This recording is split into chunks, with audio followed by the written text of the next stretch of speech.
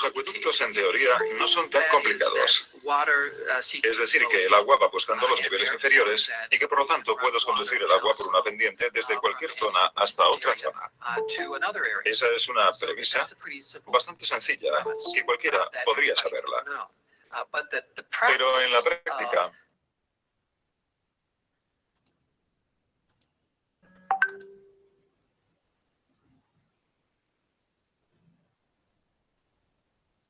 bueno, que ya estamos.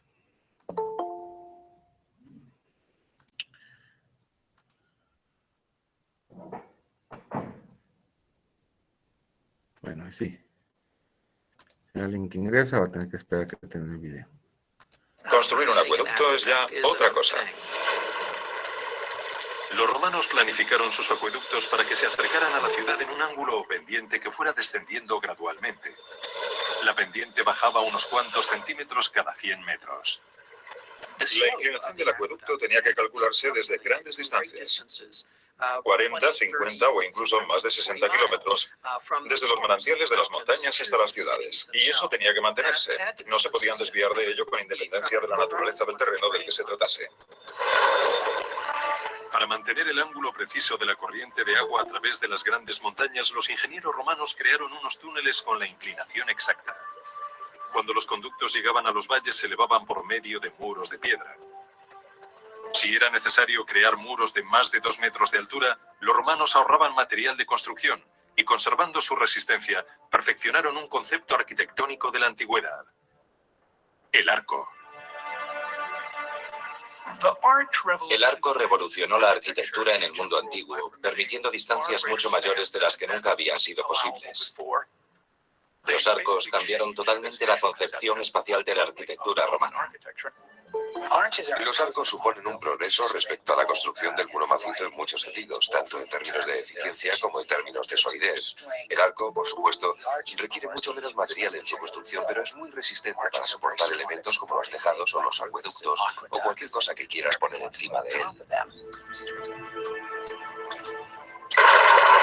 Una columna de arcos de 10 kilómetros transportaba el agua Claudia cruzando los valles en dirección a Roma. Los acueductos tendrían un tejado cubierto, pero, por supuesto, si se pudiera quitar ese tejado, se vería el agua circulando como en un río, en dirección a la ciudad. Una vez llegaba el agua a la ciudad, los acueductos la vaciaban en 3 depósitos distintos.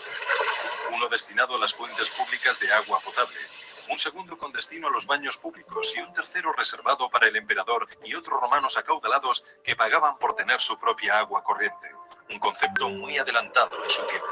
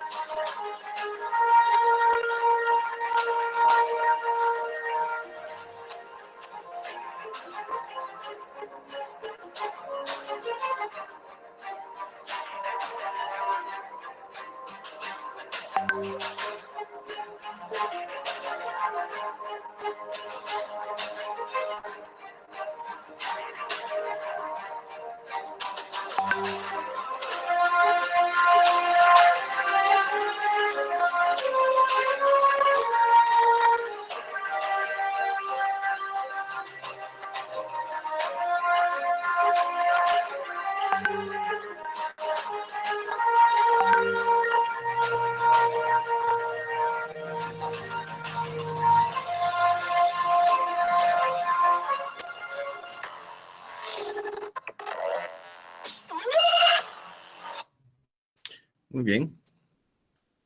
Oh, ok, varios que quieren ingresar. Muy bien, entonces, interesante porque ese es uno de los videos que les quería mostrar de la vez pasada, en cómo estas civilizaciones evolucionaron tanto en esto, ¿verdad? Y no solo en la conducción, también pues, no solo en la conducción, sino que también en la infraestructura que tenía que ver con la captación, ¿verdad?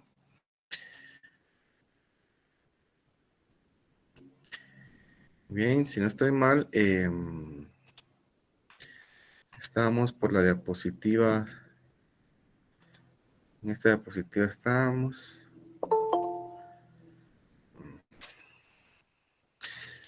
Bueno, la última persona que dejo ingresar, porque miren, ya no va a pasar todo el periodo dándole ingreso a todo el mundo, pues. Entonces me imagino que ya varios están conectados.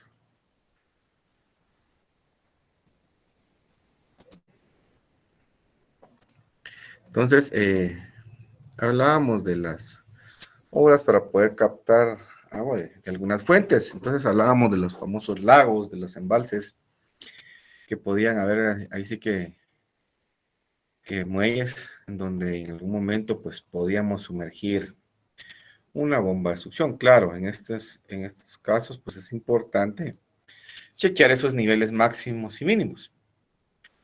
Más cuando es un nivel mínimo. ¿Por qué? Porque si nosotros no respetamos este nivel mínimo, podemos sufrir un fenómeno que se le llama cavitación. Y claro, pues en algún momento podemos graduar esa altura de succión ya con un mecanismo mecánico, ¿verdad? En donde podemos definir la altura o la profundidad del punto de succión. Y claro, eso va a estar determinado de acuerdo al nivel del embalse, ¿verdad? Y también en el momento el punto óptimo de succión. Si ustedes, por ejemplo, hacen un análisis de la calidad del agua de un lago, se tiene una calidad diferente aquí a nivel superficial, que otra que está aquí a nivel intermedio, que está en el fondo, ¿verdad? Entonces hay variación en sus características. No se mantiene una uniformidad. De hecho, hay especies que tienden a proliferar más en uno de los estratos de un cuerpo de agua. Por ejemplo, ¿a quién les gustan los camarones, las langostas? A mí. Bueno, imagínense, ¿dónde creen que se mantiene esa especie? Esa especie, ¿dónde creen dónde creen ustedes que se mantienen? En los lagos, en los ríos. Sí, pero ¿en qué parte, en qué estrato de por ejemplo, de un lago se puede mantener? ¿En el fondo, en la parte intermedia o en la parte superficial? Intermedia, creo. Miren, eso se mantiene más en la parte superficial, hay que ponerle atención, ¿verdad? Entonces, de hecho, pues esas mismas características del lago, pues, van a favorecer a ciertas especies en especial y ahí es donde se van a desarrollar, ¿verdad? Claro, en algún momento se puede pensar en plataformas flotantes, ¿verdad? No tanto como lo que les enseñé anteriormente, sino que ya una plataforma flotante, pues, va a tener que en algún momento seguir la dinámica del nivel del agua, ¿verdad? Claro, prestarle atención al no llegar a un nivel mínimo, porque llegamos a estas partes más profundas, pues podemos correr el riesgo de succionar algún tipo de residuo y eso me puede perjudicar. Pero existen estas plataformas flotantes y de hecho, este es un ejemplo en el Chaco, Argentina, y esto también se trabaja aquí en Guatemala. Por ejemplo, hay muchos ingenios, por ejemplo, el ingenio Magdalena, que trabaja este tipo de tomas flotantes. pues trabajan en algunas norias, ¿verdad?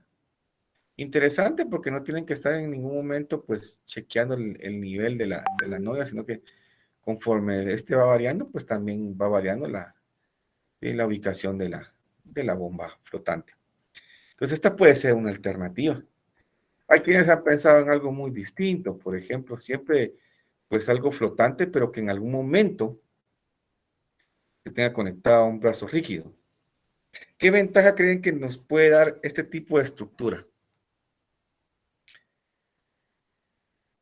Tenerla conectada a un brazo rígido.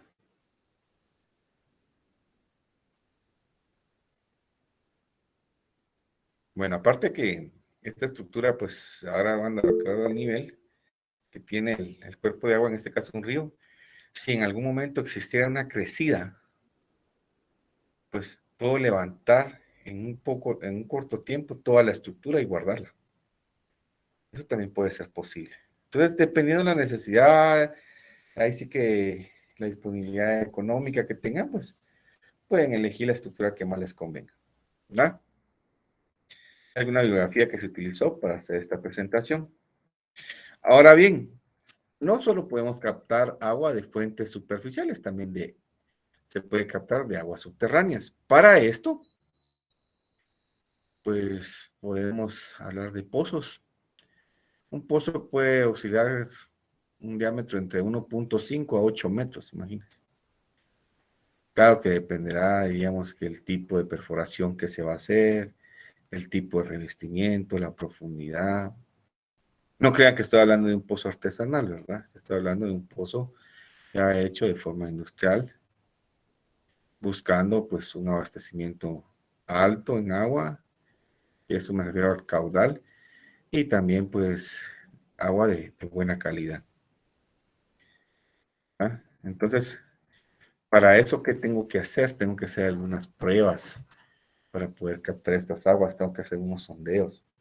Entonces, muy importante, por ejemplo, si ustedes contratan a una empresa para que les perfore un pozo, hablemos de una empresa muy conocida a nivel nacional, Dow Pozos, ellos les cobran por perforarles el pozo, pero no les garantizan que va a haber agua. Complicado, ¿verdad? Claro, ellos tienen estudios. Por ejemplo, ellos lo que les pueden decir, miren, nosotros le perforamos aquí a su vecino o a sus vecinos y encontramos agua a 300 a 400 pies. Y el agua tiene esta calidad y vamos a alcanzar un caudal de ¿qué? De 200 galones por minuto. Entonces ya uno por interpolación puede decir, bueno, si aquel está a 300 pies y aquel a 400 y estoy en medio de los dos, puede ser que esté a 350. Es una probabilidad. Entonces, ustedes le pagan a Dow Pozos, Dow Pozos viene, perfora los pozos y les cobra, pero en ningún momento les garantiza que va a haber agua. Ojo con ese dato. Por ejemplo, aquí se habla de que hay pozos que llegan a alcanzar hasta 1,200 metros, por ejemplo. Y si ustedes le preguntan a alguien que es de Israel, les dice que sus pozos tienen 3,200 metros, casi 1 kilómetro. Las profundidades que ellos excavan son bastante altas, ¿ah? Pero es una fuente importante de agua. Hay algunos ejemplos de cómo se llevan a cabo estas perforaciones. Se necesita de maquinaria especial, se necesita de brocas especiales. Importante, ¿verdad? Contar con una empresa que tenga experiencia y que tenga un equipo de última generación para que el pozo cuando se haga bien. Porque muchas veces se hace el pozo, pero no se da un buen recubrimiento de las paredes y tienden a socavarse. Entonces tenemos que volver a perforar el pozo y eso es un costo, son costos altos, ¿verdad? Claro, en algún momento, pues, antiguas culturas, por ejemplo, para no ir muy lejos en México, perforaban algunos pozos de forma artesanal y construyeron estructuras de captación. Aquí como por ejemplo esas galerías filtrantes que se tienen en San Luis Potosí, México, ¿verdad? Hay quienes pues en algún momento pues construyen grandes zanjas, introducen tubos Riblock perforados y los cubren con rocas, con grava, para que sirvan como un medio filtrante, ¿verdad? Vamos a ver acá el tema de las tres gargantas. Vamos a ver. Ingeniero, este es parte del segundo parcial, ¿va? Esto sí es parte del segundo parcial, no se van a preocupar, ¿verdad? Vamos a ver. Sí, esta sería parte del segundo parcial. Ah, sí, acueductos romanos.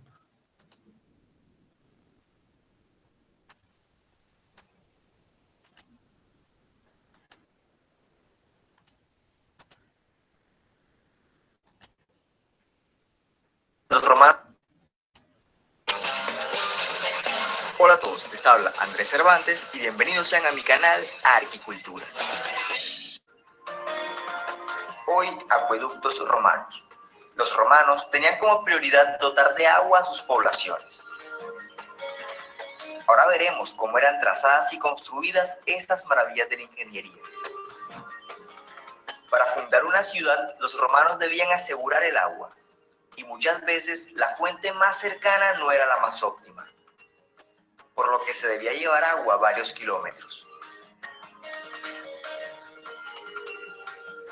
Desde manantiales hasta las ciudades.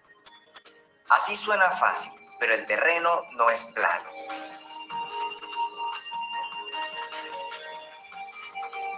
Ubiquémonos en una región inventada, con todas las irregularidades geográficas.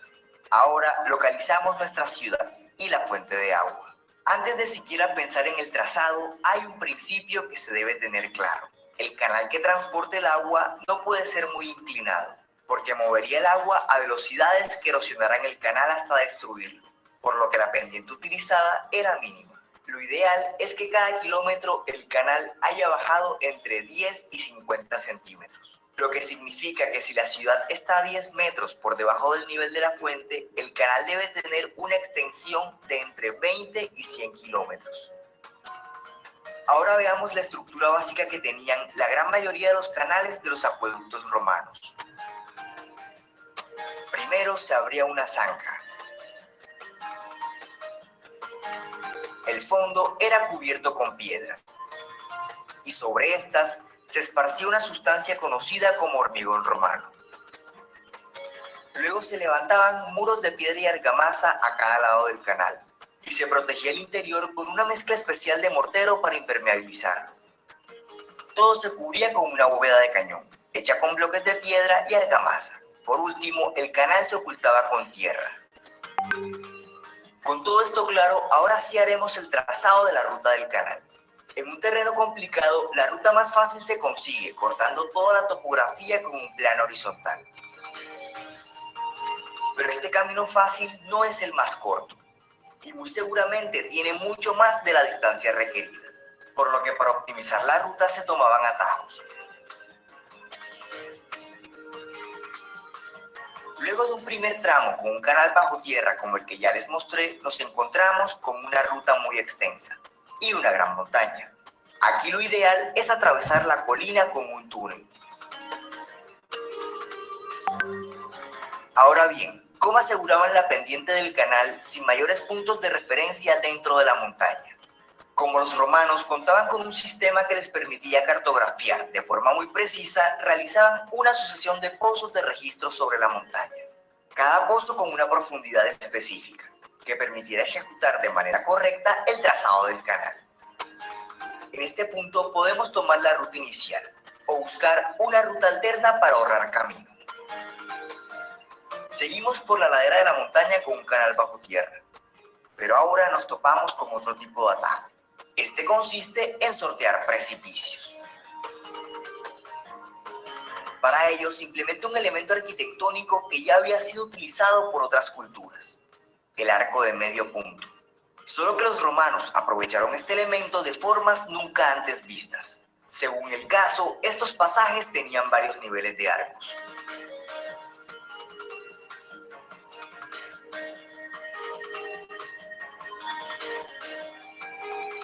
Y en la parte superior iba el canal, con todas las especificaciones antes mencionadas. solo que no se cubría con una bóveda de cañón, sino por losas de piedra.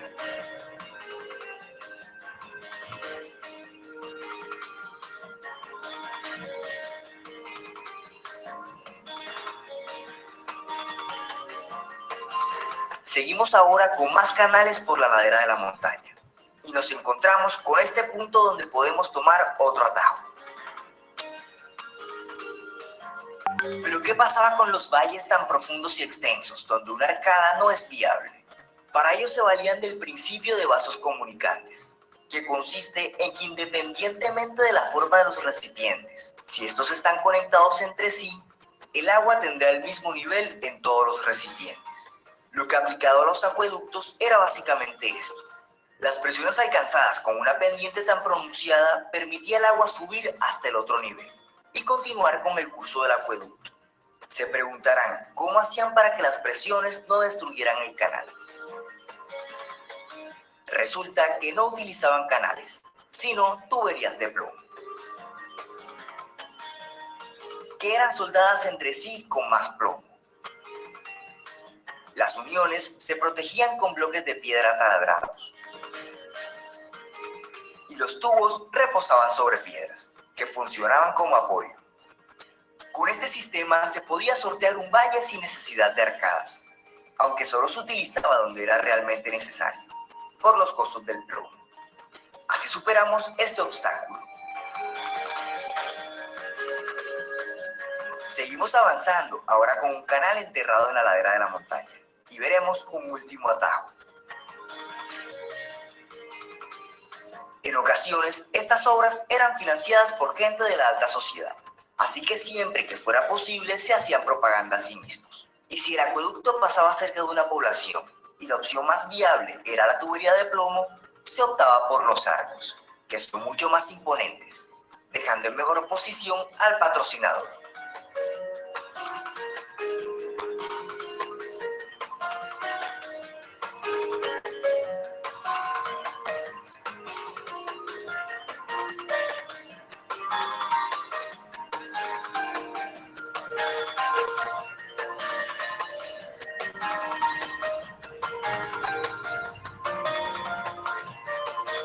Durante todo el recorrido, y especialmente antes de la llegada a la ciudad, había pozos decantadores, que recibían el agua desde arriba, y esta era evacuada a un nivel un poco por debajo del nivel de entrada.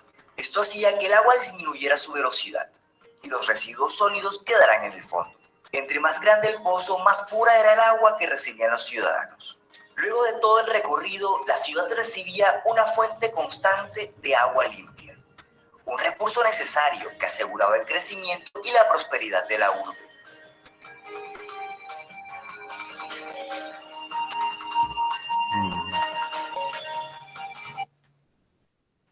No sé si revisaron su WhatsApp.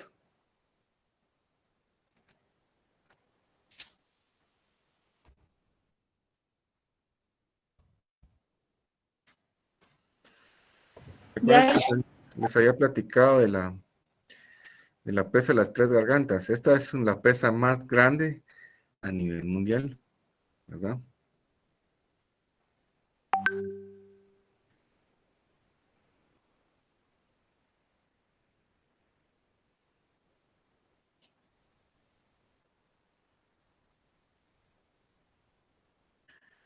Vamos a buscar.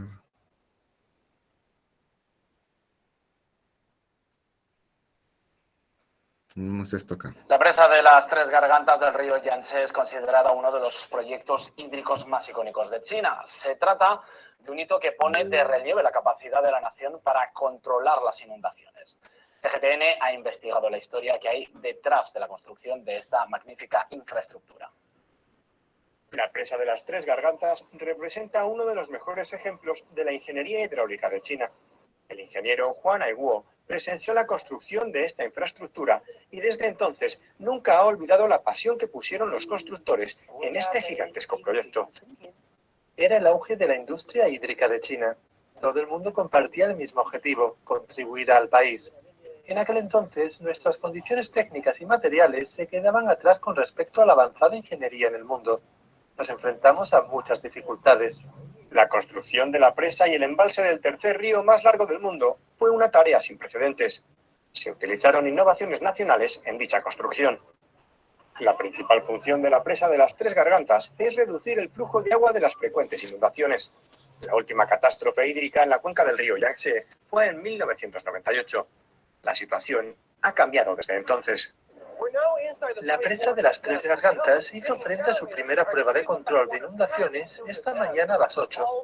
El caudal pico alcanzó los 70.000 metros cúbicos por segundo, lo que supone 20.000 metros cúbicos más que la inundación de 1998, que acabó con la vida de 4.000 personas. Un estudio muestra que el dique, en teoría, puede proteger frente a inundaciones durante los próximos 1000 años. La principal función de la presa de las Tres Gargantas es prevenir las inundaciones y proteger las orillas del río Yangtze. Además, queremos aprovechar la fuerte corriente del agua para generar energía. La construcción de presas en China ha sido un proceso de aprendizaje a lo largo de la historia. En lo que respecta al río Amarillo, la presa Sanmenxia entró en funcionamiento en los años 60. Poco después de conseguir de manera efectiva reducir el riesgo de inundaciones, surgieron nuevos problemas. Grandes cantidades de sedimentos bloquearon el desagüe y elevaron el lecho del río. Por este motivo, se construyó la nueva presa Xiaolandi, a 130 kilómetros río abajo. Junto a otras presas situadas en el río Amarillo, Sanmenxia y Xiaolandi conforman un sistema de control de ríos. El proyecto de conservación de agua puede ayudarnos a preservar el agua del río de los años lluviosos para los años de sequía, con el fin de mejorar el uso de recursos. El agua se puede transferir desde lejanos ríos al seco norte.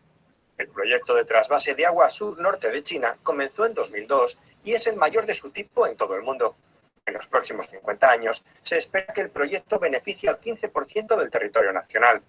Debido al clima diversificado, los recursos hídricos no pueden satisfacer la demanda de todas las partes del país. El Sistema Nacional de Distribución de Agua actúa como fuente de sabiduría sobre cómo los humanos combaten los desastres naturales y buscan mejores condiciones de vida. TGTN en español. Bien, entonces ustedes pueden seguir investigando y enterarnos más sobre el tema, ¿verdad? Vamos a ver por acá. Bueno, con esto terminaríamos infraestructura eólica, la primera parte. Vamos a ver. Tenemos una segunda parte.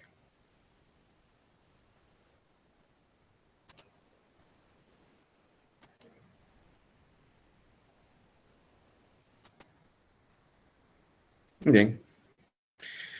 Si ustedes en algún momento se ponen a buscar información de todo lo que es infraestructura eólica, se van a dar cuenta que existen grandes ejemplos, ¿verdad? Vean, esta es una ciudad que se le conoce como la ciudad de Masada. ¿Quién querrá ingresar ahorita, jóvenes? José, buenas tardes.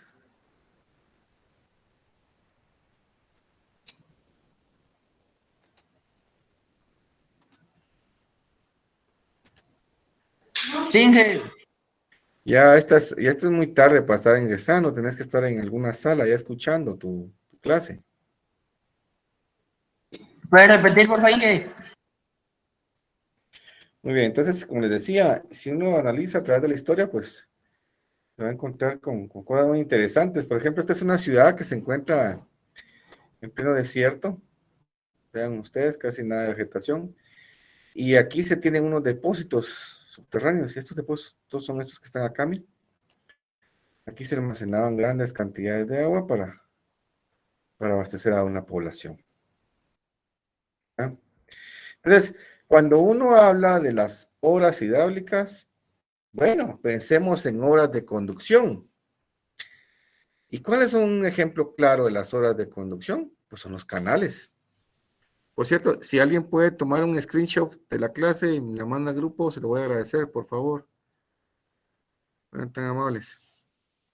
Oliva, Sarita, si están por ahí, por favor. O alguien, tome un screenshot y lo mande, por favor, al grupo. Lo voy a agradecer.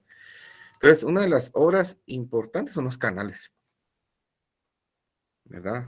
En el Valle de la Fragua fue notorio observar todo este tipo de infraestructuras, ¿verdad? En donde era importante la conducción del agua para abastecer cada una de las parcelas. Claro, es importante que en el caso de los canales, pues siempre estarles dando mantenimiento porque puede haber obstrucción de algunos restos vegetales, como algunos troncos, algunas hojas, rocas en algún momento. También las paredes hay que estar revisando porque si se tienden a agrietar también podemos tener problemas de infiltración, ¿no? Entonces es una obra muy importante que actualmente pues la podemos encontrar en nuestro medio, ¿verdad? Existen acueductos también, ¿verdad? Alguien me decía, es que usted los ha visto en otro país. Sí, existe en otro país, pero aquí hay uno. A ver, ¿quién reconoce este acueducto, este antiguo acueducto? ¿Dónde está esto? En la Aurora. En la Aurora. Y ya se dieron cuenta que por acá también nosotros tenemos restos aquí por la biblioteca, entre la biblioteca y los salones de las pilas. ¿Ya vieron este acueducto que está por acá? Sí. Ese es un antiguo acueducto. O sea, la tecnología que en algún momento aplicaban los romanos también se aplicó en otros lugares. Se replicó, ¿verdad?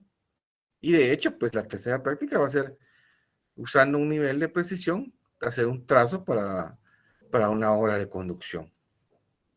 Puede ser, como les decía, un canal, que es un tramo de conducción abierto, ¿verdad? Claro, para hacer ese tipo de obras, imagínense la cantidad de mano de obra que se requería y la cantidad de materiales. Imagínense Ingeniero, ustedes. Sí, adelante. pero ahí cómo funcionan los acueductos. Es por gravedad. Todo es por gravedad, ¿verdad? Lo único que usted tiene que ir dejando un desnivel. Imagínese que usted recorre una distancia de 1000 metros, tiene que tener por lo menos una diferencia de nivel de 3 metros. Porque si usted no tiene desnivel, el agua no corre. Entonces, en 1000 metros, una diferencia de altura de 3 metros. Estoy hablando de una pendiente de 3 por 1000. Entonces ellos, pues en algún momento iban trabajando, por eso es el video, ¿verdad? Que donde era necesario excavar lo hacían, y donde era necesario, pues, en algún momento rellenar o construir un paso, lo hacían también. En este caso, ellos construían este tipo de columnas y arcos para no perder el desnivel y llevar el agua hacia las zonas de interés, ¿verdad? Sí, claro, gracias. que cuando uno hace un canal, pues en algún momento puede pasar a la par de un sembradillo, de una parcela, y a través de sifones invertidos podemos tomar el agua y llevarla por surco. Este es un ejemplo de riego de unos viñedos. Hay quienes que en algún momento dicen, mire, yo necesito, pues, bajar un caudal determinado y necesito llevarlo con una velocidad un poco más alta. Entonces ya uno piensa en la conducción de ese líquido, pues, ya mediante otro tipo de infraestructura. Aquí ya estamos hablando de tubos de hierro galvanizado. Entonces aquí, claro, no es un canal. El canal necesita llevar agua, digamos que con una velocidad controlada. En cambio aquí ya puede alcanzar velocidades más altas, pero claro, la infraestructura aquí ya es mucho más cara, ¿verdad? Vean ustedes aquí.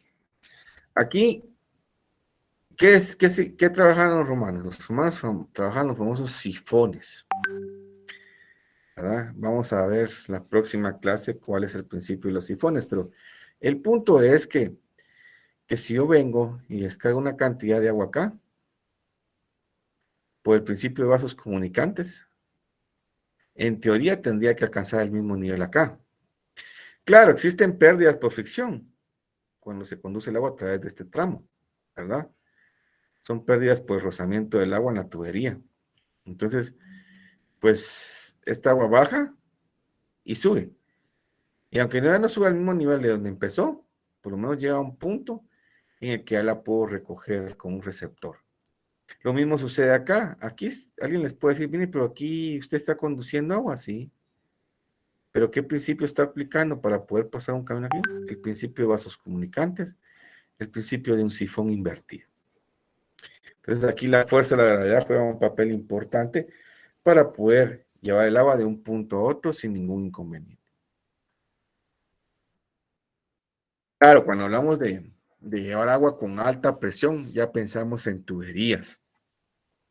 Existen tuberías de PVC, de aluminio, de hierro galvanizado, principalmente. Son las que ustedes van a ver comúnmente. Claro, difieren en la durabilidad, difieren en el precio, porque eso tiene que ver con el material. Lo que comúnmente se utiliza a nivel nacional son las tuberías de PVC, porque son pues fáciles de conseguir, funcionales y económicas. Aunque, por ejemplo, en España, tubería de PVC para abastecimiento de zonas domiciliares está prohibido porque es un material que provoca mucho el cáncer en las personas. Entonces, son algunas de las cosas que hay que en un momento pues darles atención, ¿verdad? Vean ustedes, que cuando uno habla del tramo de conducción, bueno, habla de un canal, habla de una tubería, pero existen obras de protección. Interesante. ¿Por qué estas obras de protección? Porque en algún momento nosotros pues podemos recibir un caudal y ese caudal que viene a través de un canal, de una tubería, puede entrar a un recinto o a una estructura, por ejemplo, hablemos de una estructura en forma de cubo. Entonces el agua entra con una presión alta, empieza a llenarse este recipiente, pierde toda esa energía del movimiento que llevaba, alcanza cierto nivel y vuelve a encauzarse a través de esta tubería para continuar su recorrido. Definitivamente el agua llega aquí con una fuerza alta, la pierde. Si viene algún tipo de residuo, se precipita y luego nuevamente el agua se encauza a través de esta tubería, ¿verdad? Y continúa su recorrido. ¿Con qué? Con menos energía y más limpia. Entonces se le podría decir que es una obra de protección. ¿Por qué? Porque estoy reduciendo la velocidad del agua, número uno, y esto pues me evita que el agua ocasione un daño en una infraestructura. Número dos, pues me ayuda también a poder precipitar algunos residuos en el momento el agua puede llevar. De hecho, pues cuando uno habla de la captación de agua para consumo humano, uno lo pasa por cierto tipo de estructuras que en algún momento se le aplican algunos químicos que ayuda a que se dé la precipitación de algunos contaminantes o algunas partículas sólidas, ¿verdad? Entonces, no solo reduzco como les decía, la velocidad del agua, sino que también puedo mejorar su calidad eliminando ciertos componentes extraños. ¿Cómo vamos hasta acá, jóvenes? ¿Todo claro?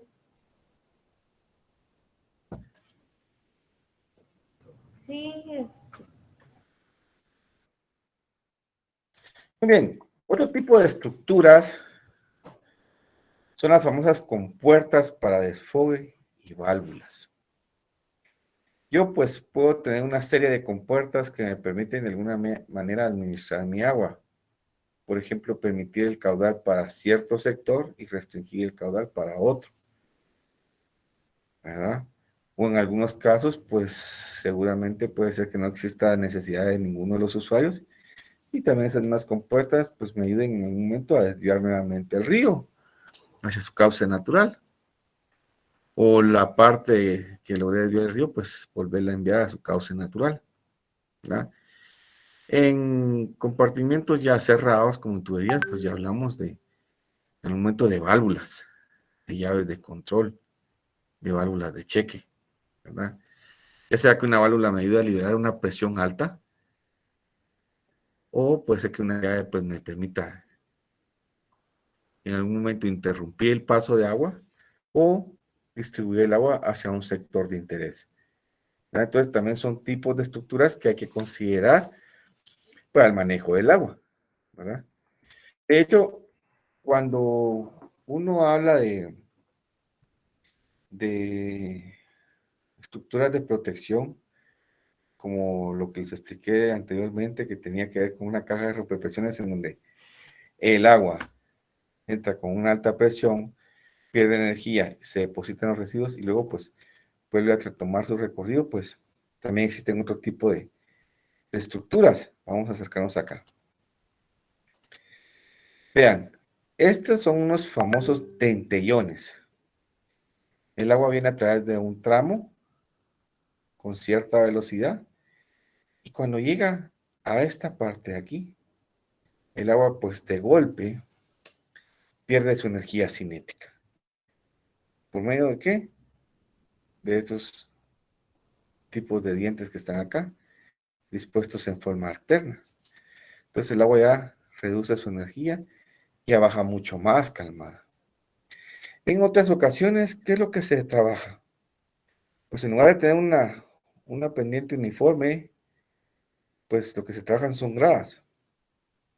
Entonces el agua pues baja, diríamos, de una forma más lenta y con menos riesgo en el momento de provocar algún daño. A ver, ¿quién tiene ahorita en la mente un tipo de obra que sirva para disipar energía en las corrientes?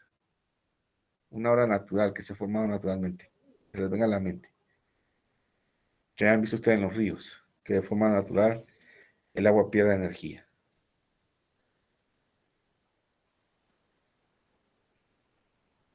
¿Alguien ha tenido la oportunidad de irse a bañar a un río? Sigue.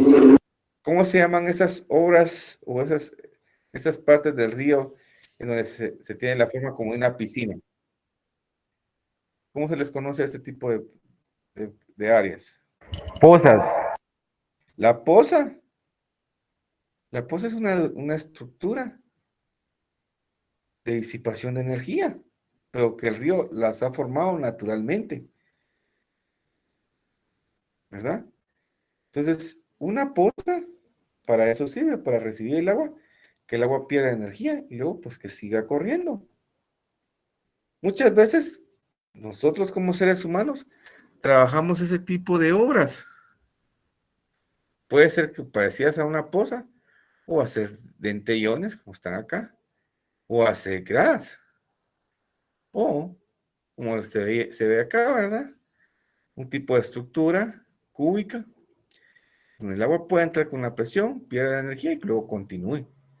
Eso se puede dar también, ¿verdad? Sin ningún inconveniente. Hay quienes en algún momento pues dicen, bueno, es importante que si el agua pasa por un canal, pues, o una tubería, pues que podamos regularla, medirla, ¿verdad? Y existen modelos para medir el caudal en canales que tienen una sección transversal rectangular o tienen una sección en forma de vertedero. Existen ya fórmulas para poder determinar el caudal que pasa a través de un tramo. Y claro, si es una tubería, podemos poner este tipo de dispositivos que son caudalímetros en la tubería y me va a medir el caudal que está pasando por la misma. No solo el caudal, también les puede dar el dato de velocidad. Se habla que lo más recomendable para conducir agua de riego esté entre unos 2.5, bueno, entre 1.5 y 2.5 metros por segundo. Velocidades más altas ya son más difíciles de controlar, ¿verdad? Ya no es tan fácil. Entonces ya puedo tener algún tipo de inconveniente. Pues entonces tengo que establecer en algunos puntos del tramo de conducción, ¿verdad? Esas áreas donde voy a medir el caudal, sea en canales o en la misma tubería, ¿verdad?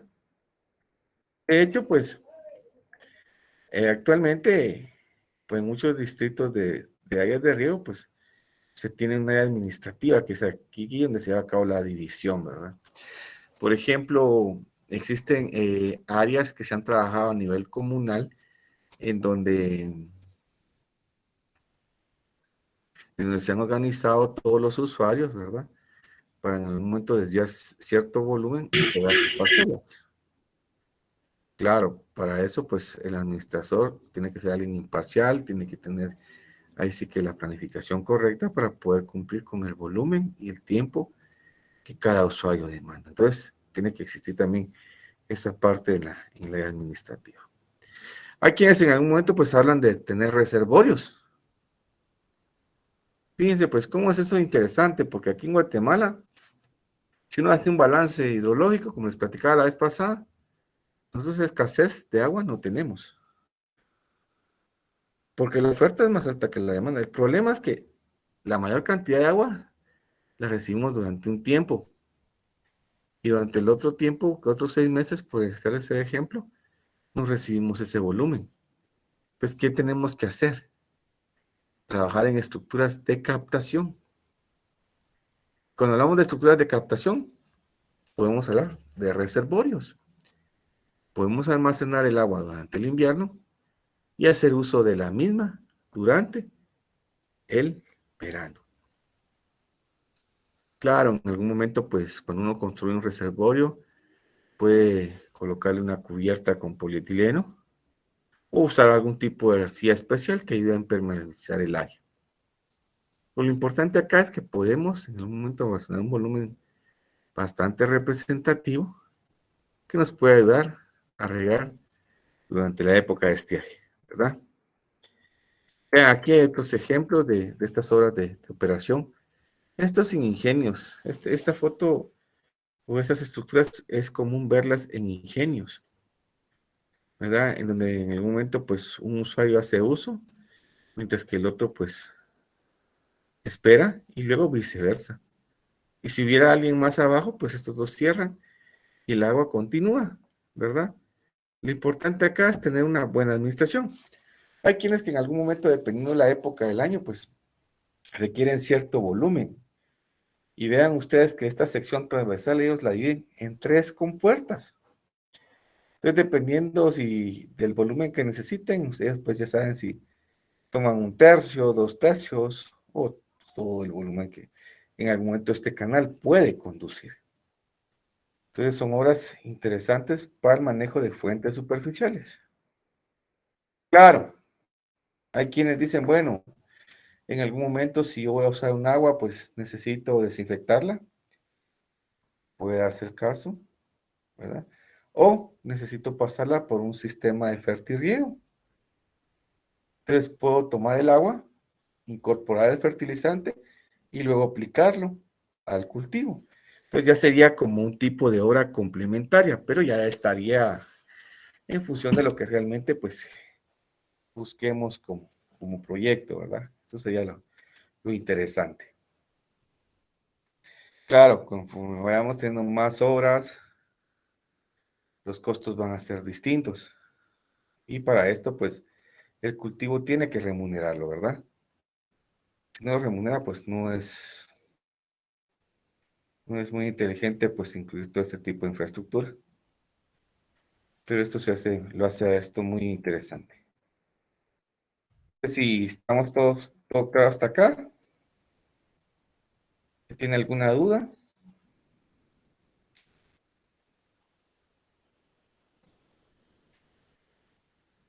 No, Inge. Bien, bueno, pues vamos a... Oh, claro, Inge. Tenemos unos minutos todavía. Vamos a platicar con respecto al examen, ¿les parece? Sí. Si no estoy mal, el examen... Vamos a ver. Vamos a tomar la sección A. Si no estoy mal, el examen, pues, es el día martes 1, de 3 a 4:30. No sé si ustedes ya sabían eso.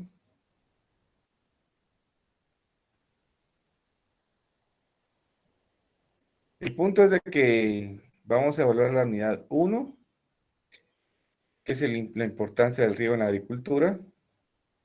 Yo también les compartí un documento, que es el desarrollo histórico del riego en Guatemala. También ese puede ser que en algún momento se les evalúe, se les pregunte algo sobre ese documento. Tenemos la unidad 2, que trata sobre el tema de suelo, agua y planta. La unidad 3, que son parámetros de operación de sistemas de riego. La unidad 4, eficiencia y frecuencia de riego. Y la unidad 5, que son normas de la calidad del agua. Entonces, aquí les ponía yo que por favor estuvieran pendientes de la programación, entonces ya se lo estoy confirmando. es el 1 de marzo de 15 a 14:30. De 15 a 16:30. Sí, adelante. Yo durante la práctica le recordé sobre el Excel y me dijo que le recordara hoy para que nos enviara los Exceles que realizamos cuando estábamos haciendo los ejercicios. Miren, a ver, si no estoy mal, a ver, no sé si es este Excel. ¿Es este? Sí, Inge.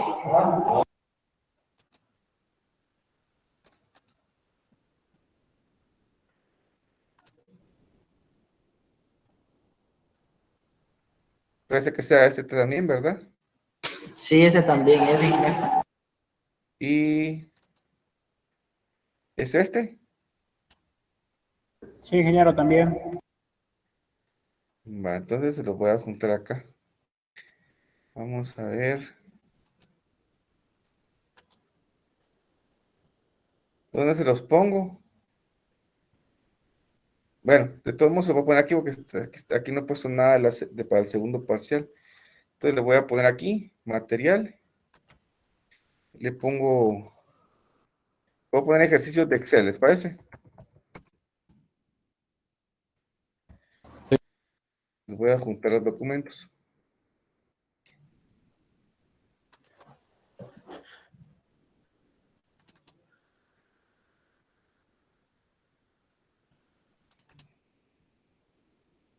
Está uno.